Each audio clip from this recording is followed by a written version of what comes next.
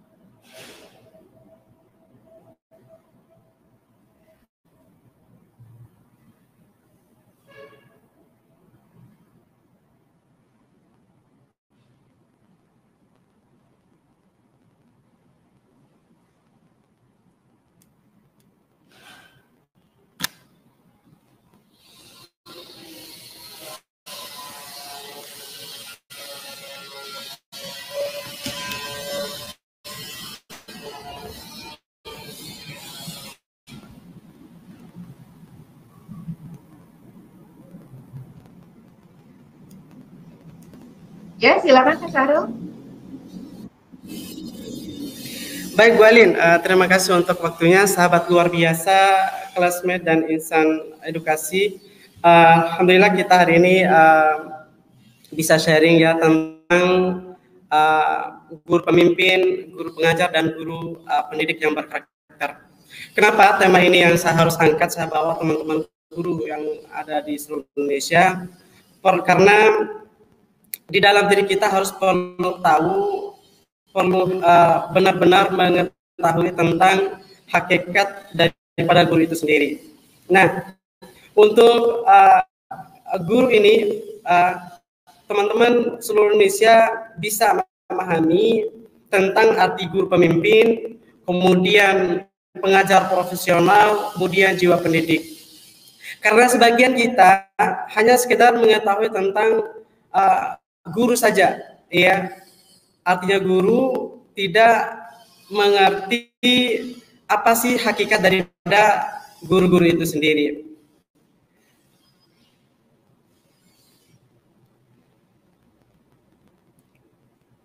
Kemudian kita akan lanjut kepada guru pemimpin, teman-teman guru seluruh Indonesia, sahabat edukasi, sahabat luar biasa, classmates dan insan edukasi semuanya. Apa sih ini guru pemimpin? Ya, guru pemimpin ini adalah guru yang mampu memberikan transformasi pendidikan itu sendiri. Ya, mampu memberikan transformasi pendidikan, kemudian pemberdayaan sosial. Nah, pemberdayaan sosial ini adalah salah satu kegiatan atau proyek yang harus dilaksanakan oleh guru itu sendiri. Dan transformasi pendidikan ini adalah salah satu tahap yang akan membawa calon-calon pemimpin generasi-generasi kita agar mengetahui dan memahami pemimpin yang lebih peserta didik kita agar menjadi salah satu motivator buat kita semuanya. Nah, kenapa guru pemimpin ini perlu dan sangat penting untuk kita bahas?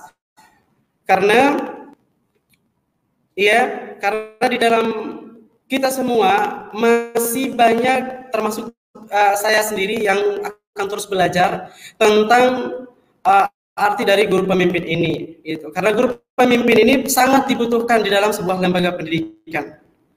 Karena lahirnya anak-anak didik kita bukan karena cerdas ataupun pintar, tetapi peserta didik kita ini menjadi salah satu pemimpin masa depan. Oleh karena itu, kita sebagai nahkoda utama untuk memimpin anak-anak ini harus mampu memberikan transformasi pendidikan yang lebih agar supaya regenerasi Indonesia ini menjadi pemimpin-pemimpin biasa pada nantinya. Baik, lanjut Bu Putri. Baik, kemudian teman-teman guru dan sahabat luar biasa, classmate dan insan edukasi. Kemudian yang kedua adalah menjadi guru pengajar. Iya, tahap yang kedua, tugas guru adalah sebagai pengajar. Nah, untuk menjadi pengajar yang profesional, maka kita harus memahami, menguasai semua kompetensi pengajaran kita. Ya, harus menguasai, memahami kompetensi pengajaran kita. Kemudian kedua adalah sebagai syarat utama dari pengajar profesional, yaitu menguasai aspek psikologi peserta didik. Ini sangat penting sekali, ya, karena kapan kita menguasai aspek psikologi peserta didik kita, maka kita akan mampu bekerja sama dengan peserta didik kita. Ya, itu adalah salah satu syarat untuk kita bisa menjadi pengajar profesional. Karena kenapa? Tugas guru, peran guru, ya, tugas guru dan peran guru harus mampu mencakup atau mampu menguasai dari antara dua yang tadi. Karena kita harus menjadi guru sebagai pemimpin. Kemudian kedua, kita harus mampu menjadi guru sebagai pengajar yang profesional. Kemudian ketiga adalah, bisa lanjut Ibu Putri.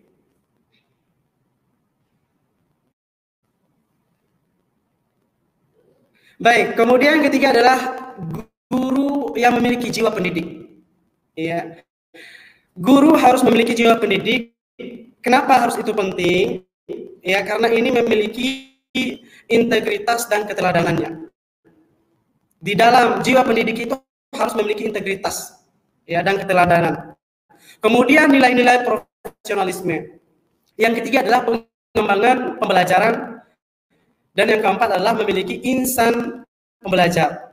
Nah, ada 3 tugas penting kita sebagai guru. Yang pertama tadi yang saya sebutkan adalah guru sebagai pemimpin. Yang dimana guru sebagai pemimpin ini adalah sebagai role model untuk membangun karakter anak-anak didik kita. Kemudian kedua adalah menjadikan jiwa guru pemimpin kita ini adalah sebagai nahkoda untuk peserta didik kita. Kemudian kedua adalah guru pengajar. Guru pengajar ini adalah tugasnya untuk mentransfer pengetahuan, ya, ilmu-ilmu yang dimiliki oleh guru itu sendiri kita transfer kepada anak didik kita. Kemudian ada guru sebagai pendidik. Guru sebagai pendidik ini adalah tugasnya untuk mentransfer value, nilai-nilai moral, nilai-nilai integritas, keteladanan, dan profesionalisme di dalam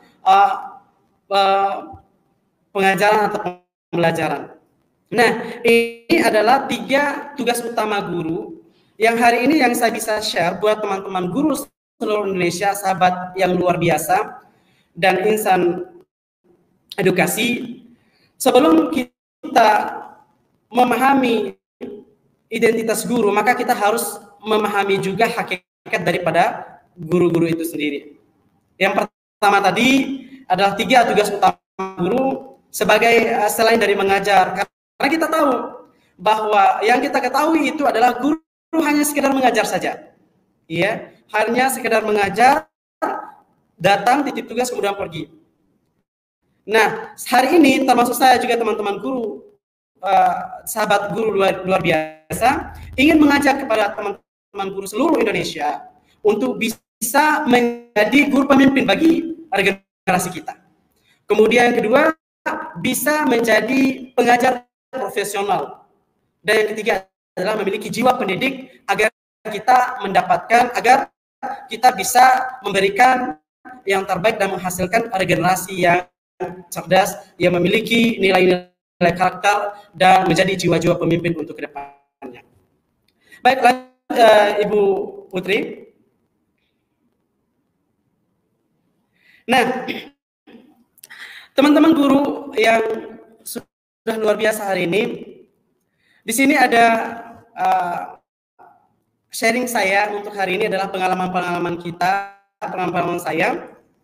Sebagaimana yang dikutip dari kata Imam Al-Ghazali, seorang guru itu laksana minyak wangi. Ya, ia wangi dengan ilmunya dan menyebarkan wangian kepada lingkungan yang ada di sekitarnya. Ia menjadi aroma terapi bagi masyarakat yang haus dengan ilmu, pengetahuan, dan nasihat yang berharga. Nah, inilah fungsi kita harus memiliki atau peran kita di dalam menjadi guru pemimpin, menjadi guru pengajar, dan menjadi jiwa pendidik yang luar biasa. Agar kita bisa mampu melahirkan regenerasi yang memiliki jiwa pemimpin yang tinggi. Kemudian yang kedua, menjadi teladan, ya, menjadi teladan buat regenerasi kita, dan ini sangat penting untuk kita kembangkan di sekolah-sekolah kita. Saya membuka materi ini, guru pemimpin, guru pengajar, dan pendidik yang berkarakter ini, agar supaya saya bisa sharing tentang pengalaman-pengalaman saya tentang yang berkaitan dengan guru-guru di Indonesia ini. Baik, Bu Putri, bisa dilanjutkan, Bu Putri.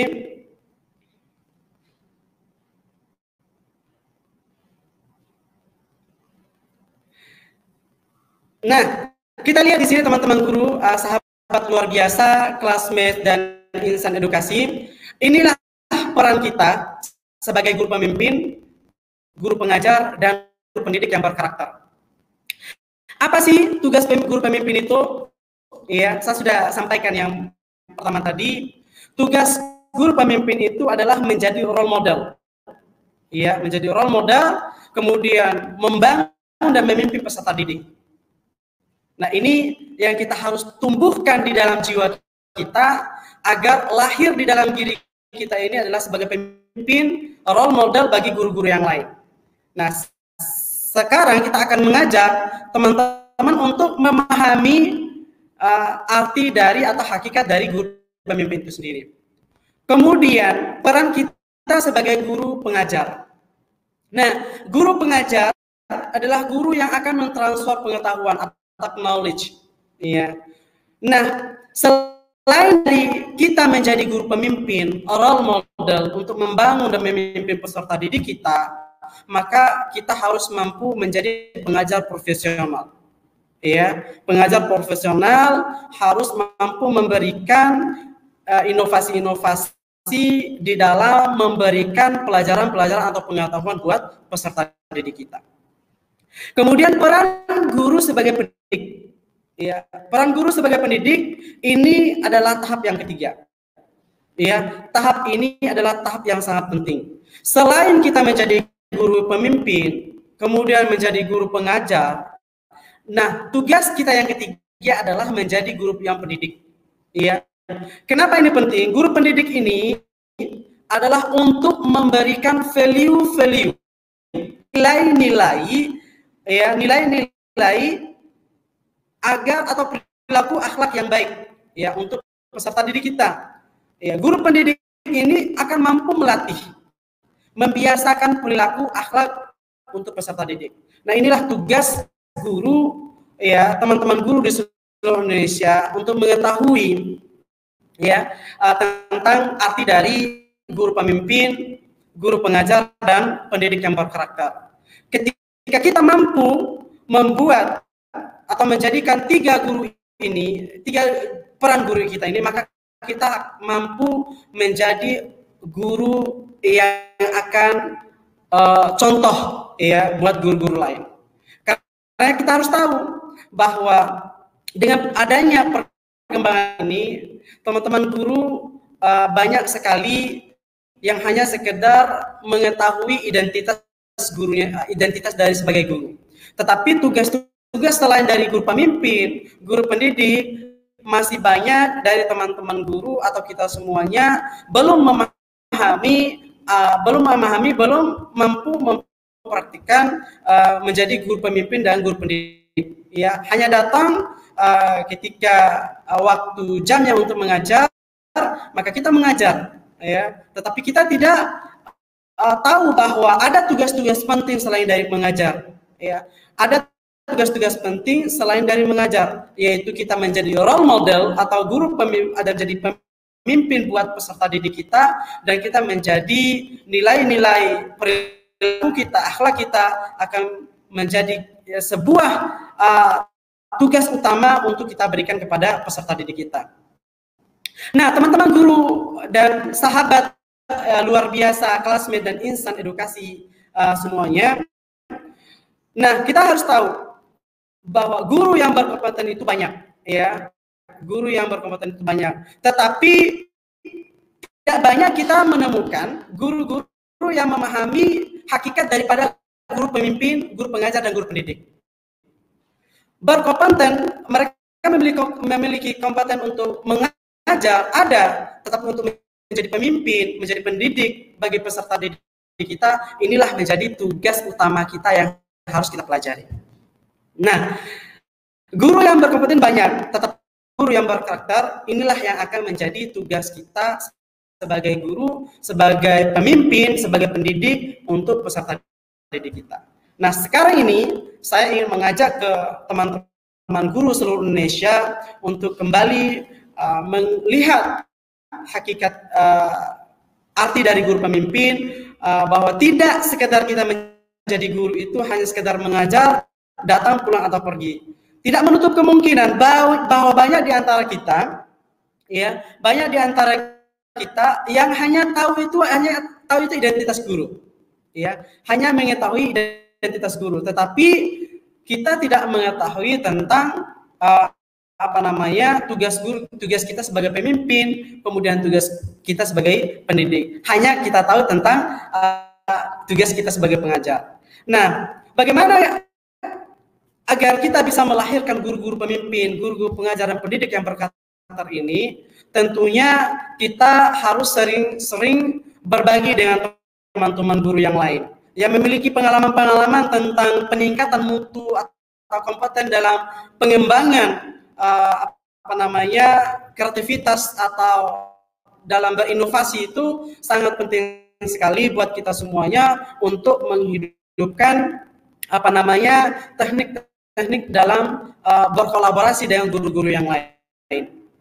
Baik, lanjut Bu Putri.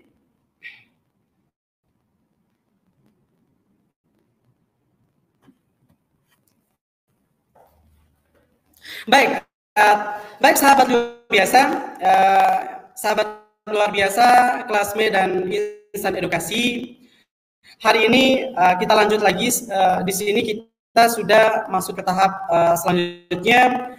Saya teringat dengan sebuah buku, ya, hasil karya dari seorang direktur Sekolah Guru Indonesia, Pak Asep Sapaat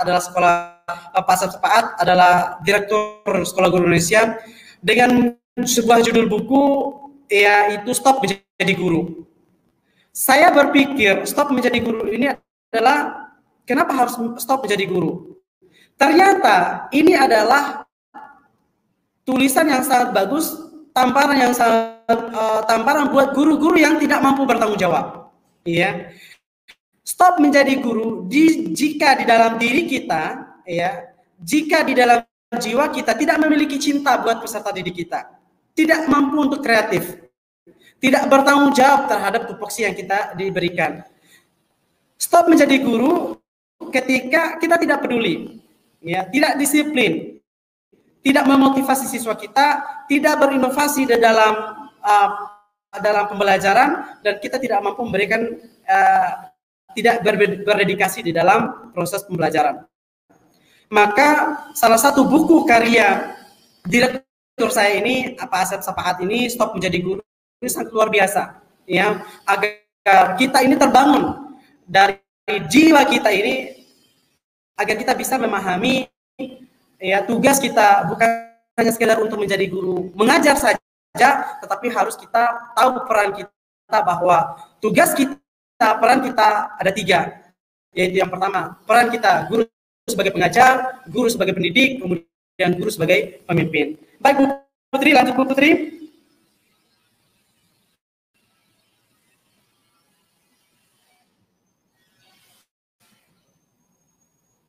Oke, baik teman-teman, sahabat luar biasa, classmates dan insan edukasi. Di sini letak guru celaka dan guru rugi, ya. Ini adalah ilmu yang sangat luar biasa buat kita semuanya, agar kita memahami peran kita sebagai guru pemimpin, peran kita sebagai guru pengajar, dan peran kita sebagai guru pendidik, agar kita tidak menjadi guru rugi dan guru celaka. Bagaimana guru rugi itu? Guru rugi adalah orang yang sepelekan guru. Yang kedua adalah rugilah guru, rugilah bangsa yang sia-siakan bahkan menzalimi guru. Kemudian rugilah pertaruhkan masa depan. Tapi celaka buat guru yang tidak paham artinya itu, fungsi guru itu sendiri. Yang hanya sekedar, ya, mengetahui identitas guru tetapi tidak mengetahui tentang peran guru dan fungsi guru itu sendiri. Maka di sini saya mengajak teman-teman guru seluruh Indonesia untuk mengetahui arti peran kita sebagai guru, fungsi guru, dan kita harus mampu bisa membedakan kapan kita menjadi guru yang sebagai pengajar dan kapan kita menjadikan guru sebagai pendidik. Kalau kita tidak mampu membedakan mengajar dan mendidik, maka kita sudah termasuk guru yang celaka. Kemudian celaka guru yang tidak bisa menjadi pemimpin. Ini sangat berbahaya. Sangat berbahaya sekali. Guru ini akan sangat celaka kalau dia tidak mampu menjadi pemimpin buat anak-anak didik kita. Kenapa? Karena ini akan merusak masa depan peserta didik kita. Maka guru pemimpin ini adalah sangat luar biasa bagi teman-teman guru seluruh Indonesia untuk kita hidupkan, ya, untuk kita hidupkan kembali peran kita sebagai guru, fungsi kita sebagai guru, ya, agar kita mampu memberikan kontribusi yang terbaik untuk pendidikan di Indonesia ini. Baik, lanjut Ibu Putri.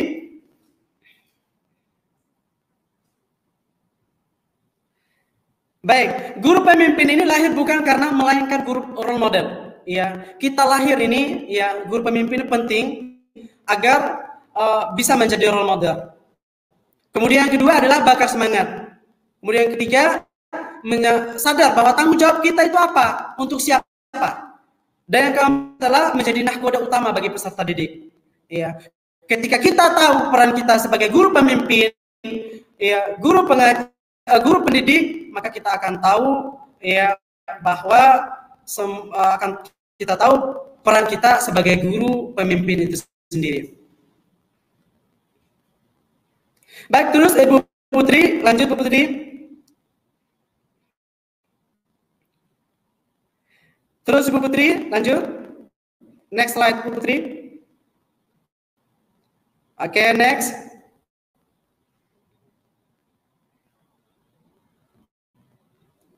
Oke. Baik, ini ungkapan, salah satu ungkapan yang sangat memukul buat kita semua sebagai motivasi besar buat kita semua. Ini adalah ungkapan yang sangat mulia sekali, ya, yang dimana ungkapan bahasa Arab itu at-tariqatu ahammu minal madati walakin al-mudarrisu ahammu minat tariqah. Bal ruhul mudarris ahammu minal mudarris nafsah. Metode lebih penting daripada materi. Ya, metode lebih penting daripada materi, tetapi guru lebih penting daripada metode itu sendiri. Ya. Nah, semangat ruh guru lebih penting daripada guru itu sendiri. Nah, di dalam jiwa kita ini, ketika kita tidak memiliki semangat untuk menjadi pemimpin buat peserta didik kita, maka akan menjadi sia-sia guru, tugas guru itu sendiri akan menjadi sia-sia. Maka oleh sebab itu kita harus mampu memahami 3 tipe guru itu tadi.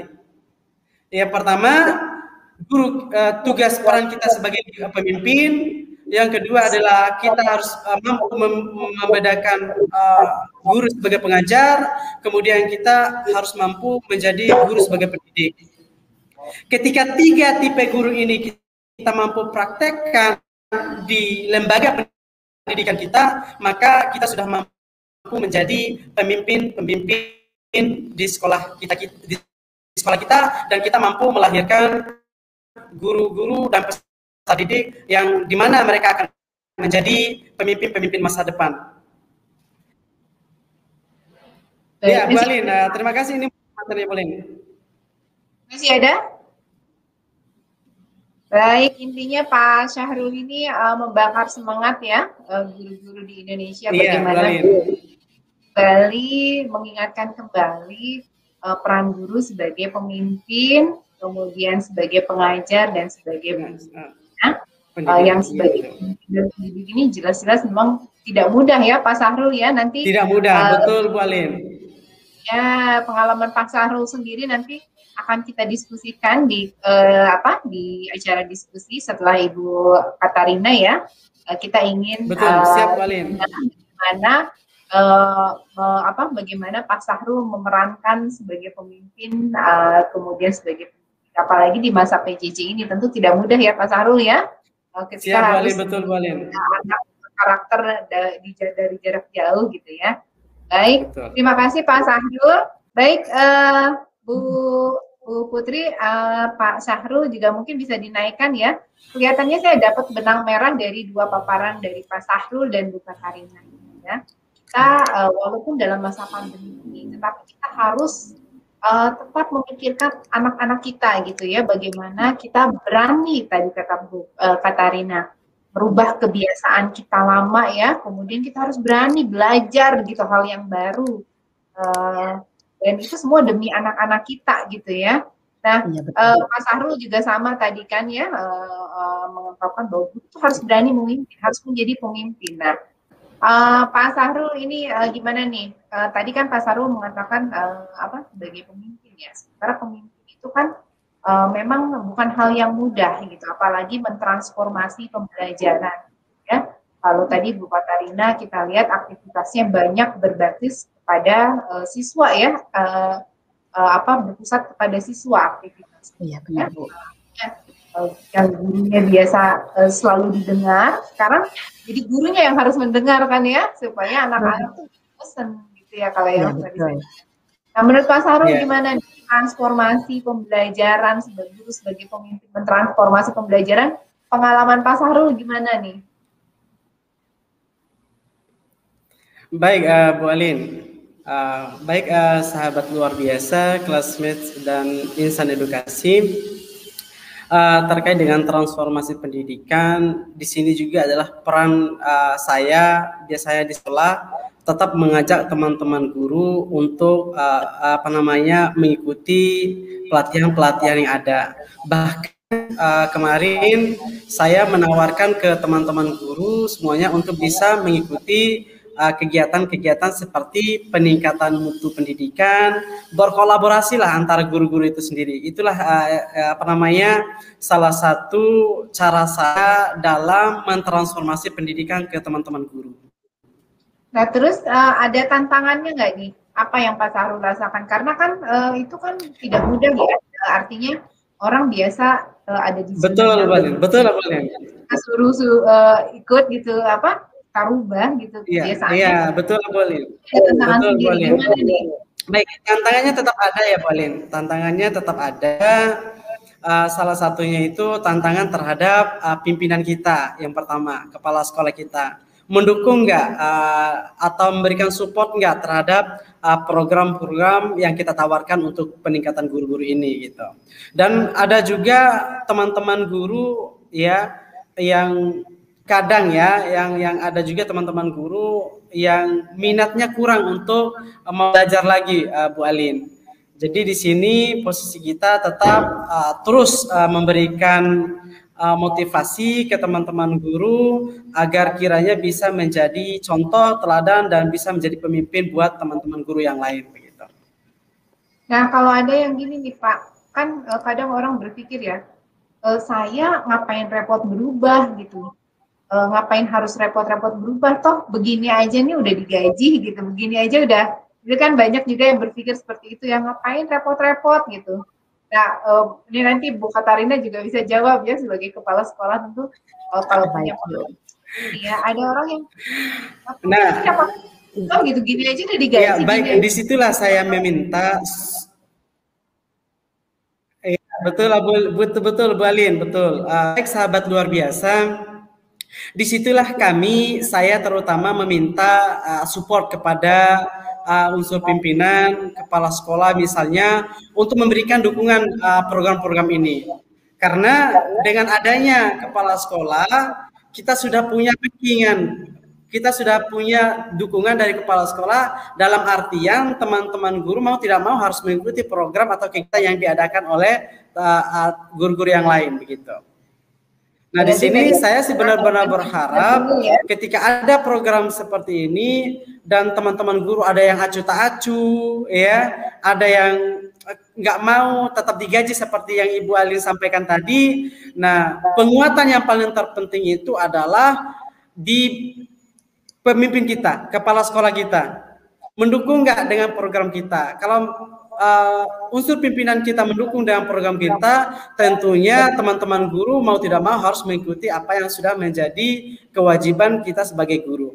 Dan saya, Bu Alin, tetap mensupport Bu Alin, tetap mensupport kegiatan ini, tetap memberikan penguatan ke teman-teman guru bahwa status kita sebagai guru tidak putus atau tidak berhenti sampai di sini gitu. Terus belajar sebagaimana kita menuntun siswa-siswa kita untuk terus belajar juga. Seperti itu, Bu Alin.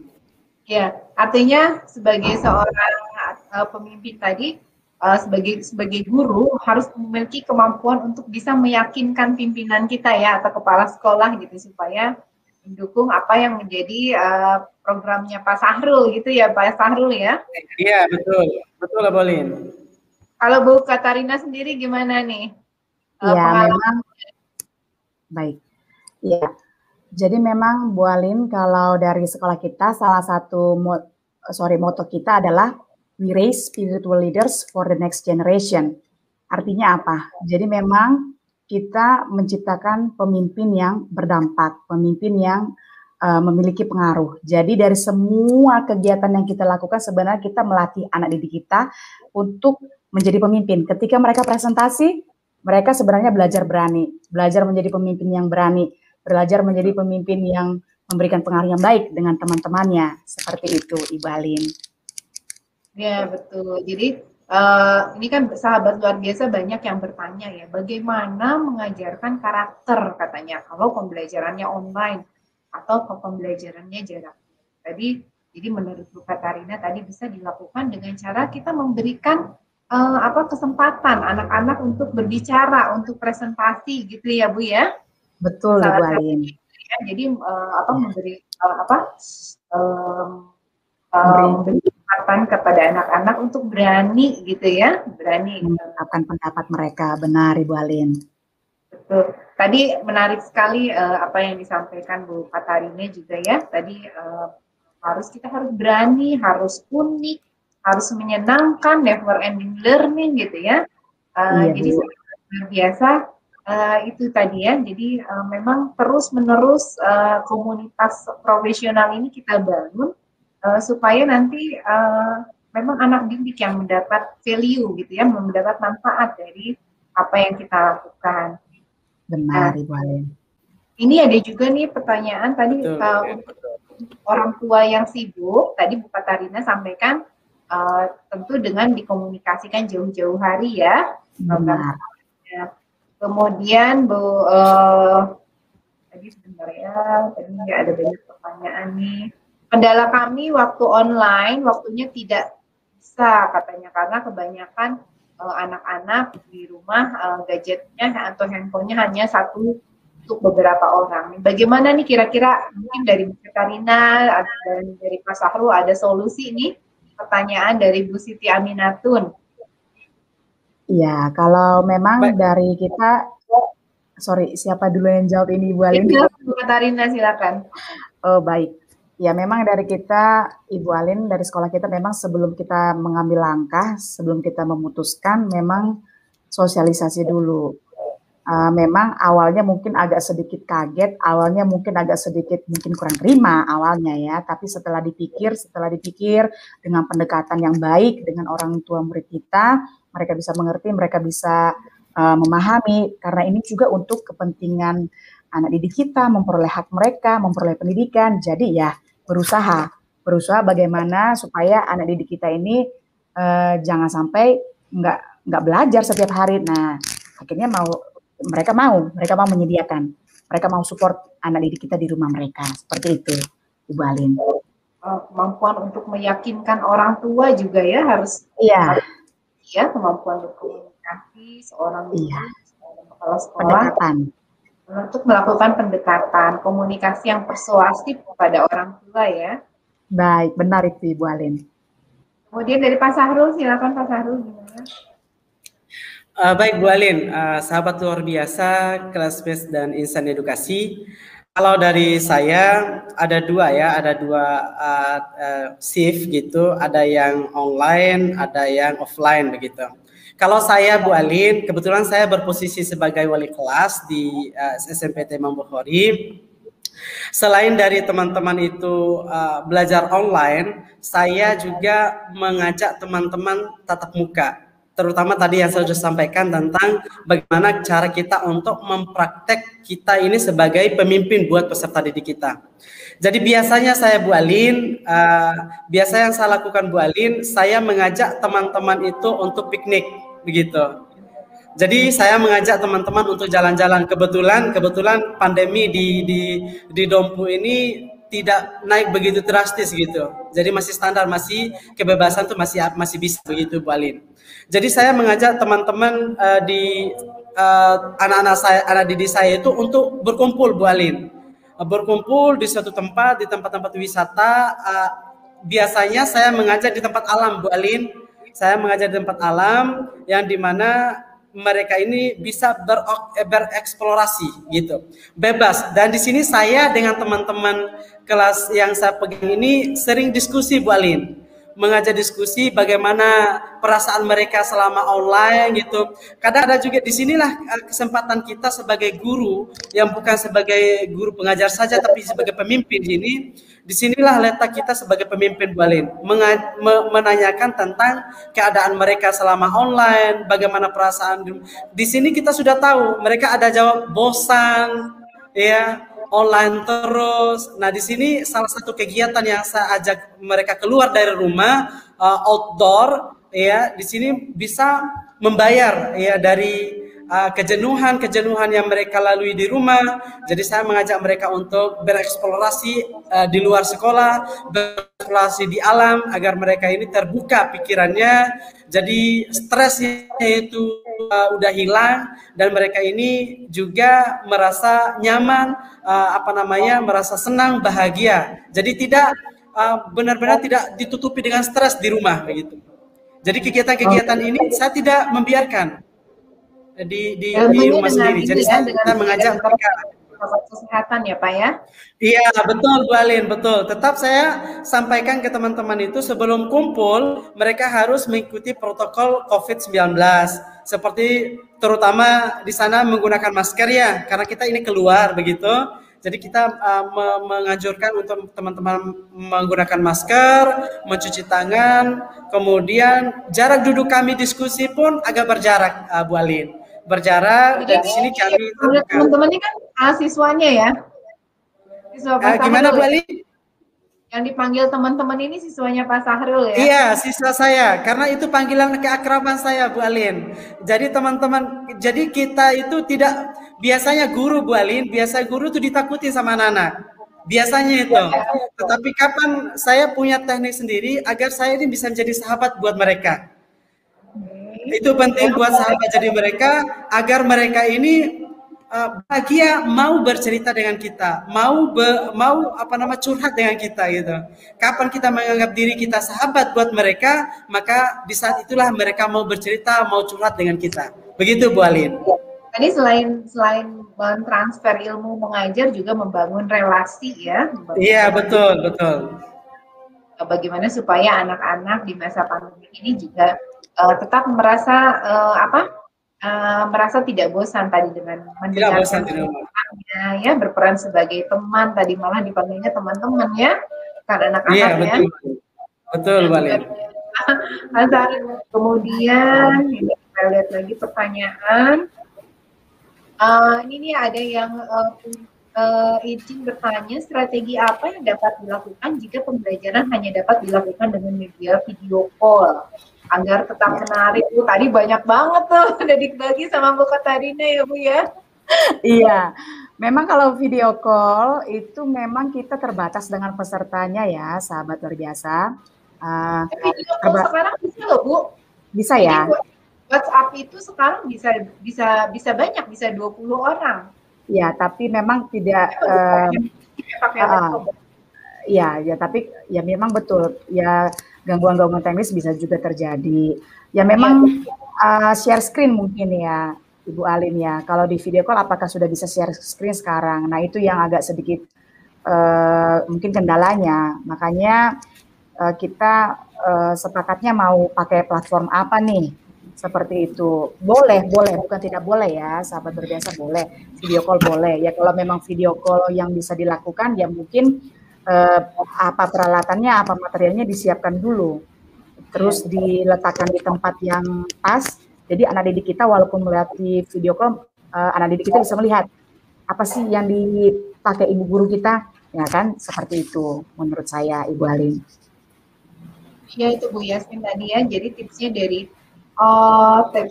Bu Yasmin tadi kan nanya. Jadi tipsnya itu tadi dari Bu Katarina mungkin ditempatkan di posisi yang guru bisa kelihatan gitu ya Bu ya? Ya benar Bu. Nah, kalau tadi dari Pak Sahrul gimana nih? Kalau misalnya hanya bisa video call aja gimana nih? Baik Bu Alin, kalau saya ini, kalau Ibu Katrina kan menghadapi tingkat SD ya? Iya Bu Katrina. Kalau saya TK ya, sorry Bu Katrina, TK. Ya. Kalau saya ini Bu Alin SMP Bu Alin. Jadi pola pikirnya itu lebih leluasa daripada TK gitu. Jadi saya punya tips ini Bu Alin. Kebetulan saya melakukan daring juga untuk mata pelajaran saya. Karena pola pikirnya mereka ini sudah dewasa, sudah banyak lagi bengkok-bengkoknya begitu. Jadi benar-benar kita harus baca dulu nih keadaan mereka. Ini pengalaman saya Bu Alin. Ketika kita memberikan absen secara online dengan materi secara online, maka teman-teman itu tanpa melihat apa materinya mereka sudah absen duluan. Ini kalau di SMP. Nah makanya saya berikan sebuah tips buat teman-teman guru seluruh Indonesia untuk melakukan link YouTube ini yang dimana kita harus buat absennya di kolom komentar YouTube. Ya, kolom komentar YouTube. Dengan catatan yang kita harus berikan ke anak-anak didik kita bahwa kita harus memberikan standar nilainya yang nonton sampai selesai, durasi nonton Bu Alin. Kita tentukan kalau durasi nonton selesai berarti dapat nilai 100. Kalau durasi nontonnya tidak selesai dapat nilai sekian. Jadi saya berikan sebuah tips seperti itu agar teman-teman itu benar-benar menonton video yang kita buat ini sampai selesai. Dan baru mereka bisa mengisi absennya. Nah, ini adalah kunci buat guru-guru di seluruh Indonesia untuk mengetahui agar kita ini tidak keteledoran. Ya, gampang memberikan absen. Jadi anak-anaknya itu tidak melihat materinya, langsung mengisi absennya. Nah, ini adalah salah satu tips. Ya. Ini adalah tipsnya yang kita harus berikan. Jadi kita harus minta ke anak-anaknya untuk mengisi absennya di kolom komentar YouTube dengan kriteria-kriteria, prosedur-prosedurnya harus nonton sampai selesai. Ya, itu kuncinya. Kalau nggak nonton sampai selesai, kita durasi videonya gimana, Bu Alin? Durasi videonya itu ada 7 menit, ada 10 menit, ya durasi videonya. Kita nggak terlalu lama, ya. Lama ya, karena kalau lama juga nanti bosan juga. Bosan juga. Ada 10 menit, paling tinggi 11 menit itu. Gitu, Bu Alin. Jadi strateginya disimpan di akhir gitu ya, di kolom. Ini ada pertanyaan dari Bu Hera Agustina katanya, bagaimana kalau sebagai guru itu dituntut terus nih di sekolah katanya, atau ada tuntutan gimana nih, nanti bisa dijawab juga Bu Katrina. Baik. Oke. Silakan Bu Katrina dulu sebagai kepala sekolah TK Kids. Mohon diulangi pertanyaannya Ibu Alin, mohon maaf. Bagaimana kalau mungkin Bu Hera ini merasa dituntut terus gitu ya, merasa terus-menerus dituntut sebagai guru, harus harus itu nih, gimana nih komentarnya? Oke, baik. Kalau dari saya ya kita seperti tadi yang saya sudah sampaikan bahwa kita harus memiliki rasa senang dulu. Senang dulu. Jadi ya memang nggak ada yang mau sih masa pandemi ini, sahabat luar biasa. Ya kita aja guru kaget banget. Waduh, mau ngajar ini biasanya cuma angkat buku, angkat gambar, langsung dijelaskan. Kali ini harus belajar seperti itu. Jadi memang kita senang dulu. Intinya karena ini untuk kebaikan anak didik kita, ya dari hati kita harus menciptakan rasa senang dulu supaya kita bisa menciptakan kelas yang menyenangkan seperti itu. Jadi bukan dianggap jadi beban, bukan. Tapi kita oh ya belajar ya. Oh iya. Kalau teman-teman kita tahu yang baru, kita tanya, harus berani. Ya, ini gimana, seperti itu. Dan bertanya ya, jangan malu untuk bertanya. Dan semua orang juga memang saat ini nggak ada yang lebih pintar gitu. Semua orang jadi dari nol lagi belajar semua ya Bu ya. Iya benar Bu. Semuanya saya juga belajar juga. Betul. Bahkan nih masuk streamnya kita belajar dulu ya Bu ya. Masuk juga belajar dulu, semuanya belajar dulu. Betul. Jadi tidak perlu merasa dituntut, tetapi kalau misalnya kita melihat bahwa dengan senang hati gitu ya, bahwa ini adalah bagian dari dedikasi saya sebagai seorang guru, itu akan lebih terasa ringan ya Bu ya. Iya benar, seperti itu Ibu Alin. Karena anak didik kita udah rindu kan, sebenarnya yakinlah bahwa anak didik kita juga rindu loh, kangen loh ketemu ibu gurunya, ketemu teman-temannya, kangen loh main perosotan bareng, kangen loh main jungle gym bareng gitu. Tapi ya kadang seperti ini, ya caranya ya kita senang dulu, oke. Ada sesuatu yang baru, oke, kita belajar, oke. Jadi melihat mereka tersenyum walaupun lewat layar kaca, sudah rasa rindu itu udah terobati, begitu. Tapi tadi inspiratif banget tuh Bu, mengunjungi rumah teman secara online itu betul-betul menginspirasi. Kalau menurut saya itu keren banget Bu. Iya Ibu Alin, karena kita berpikir juga Ibu Alin, memang kalau kita 1 tahun sebelum kita melakukan seperti ini, tahun depan kita sudah konsep dari sekarang Ibu Alin. Nah kalau ketika ada perubahan, kita rembuk lagi, kita diskusi lagi. Jadi guru-guru TK, termasuk saya di dalamnya, kita rembukkan masing-masing kegiatan itu ada PIC-nya. Jadi menurut kita gimana? Oh, diambil keputusan waktu itu kita bikin family picture, di-sharing ke gurunya, baru belajar memperkenalkan ayah, ibu, kakak, adik, gitu. Tapi karena kita bilingual, jadi disampaikan dalam bahasa Inggris. Jadi tetap yang namanya visit friends house, tapi secara online, gitu Ibu Alin. Ya, betul. Jadi itu mengajarkan anak juga untuk saling kenal ya Bu ya. Iya, benar Bu. Ya, Pak Sahrul gimana nih Pak Sahrul tadi? Guru merasa dituntut terus katanya. Gimana nih komentarnya? Baik Bu Alin. Kalau sama Ibu Katrina itu senang dulu. Kalau saya cinta, iya. Kalau saya cintai dulu profesi yang dimiliki. Ya, itu kuncinya. Kalau kita sudah mencintai profesi yang kita miliki, tentu ya akan mudah, akan aman, akan merasa senang ketika ada tanggung jawab yang diberikan. Itu sudah jelas dan pasti. Kenyamanan kita ketika kita melalui tanggung jawab kita itu karena di dalam diri kita ini merasa bebannya itu karena di dalam diri kita ini belum mengenal, belum mencintai profesi yang kita miliki. Itu.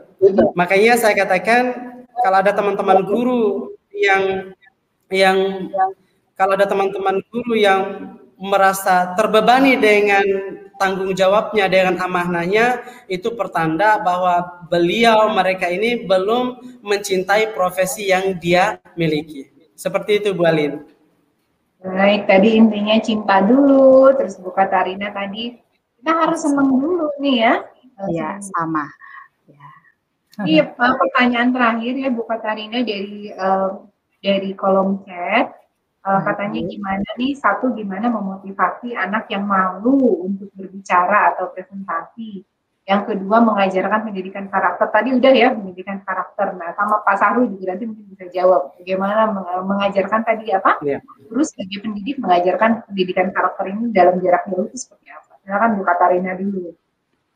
Ya, jadi kalau memang ada anak didik kita yang malu, kita bisa membantu mereka dengan, kita bisa menstimulasi mereka dengan panduan pertanyaan. Jadi misalnya tadi contohnya lomba kebersihan secara online. Kita share screen gambarnya, dilihat oleh anak didik kita dan teman-temannya.